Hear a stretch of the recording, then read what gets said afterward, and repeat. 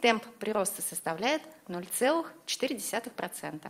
Ситуация оценивается как стабильная. Заболеваемость ковидом идет на спад, говорят в Роспотребнадзоре. Скоро праздники, но проводить корпоративы в честь 23 февраля и 8 марта на рабочем месте не рекомендуют. Отметить можно в кафе, но с соблюдением мер безопасности. Требования прежние – это 1,5 метра дистанции между столиками и заполняемость зала не более 70%.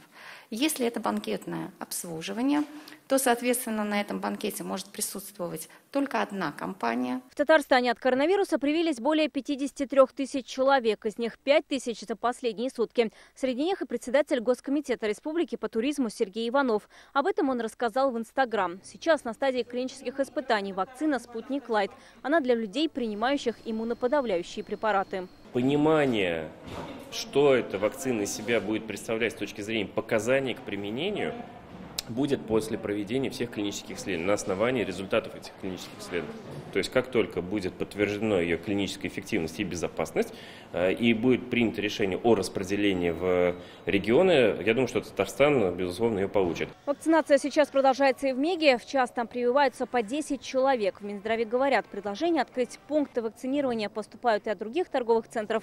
Но врачам сначала важно определить необходимость такого пункта вакцинирования. Одной лишь заявки торговых центров, безусловно, недостаточно. Надо смотреть, насколько мы можем обеспечить безопасность наших пациентов и насколько вообще этот процесс целесообразен. В Татарстане заработал единый лист ожидания на вакцинацию от коронавируса.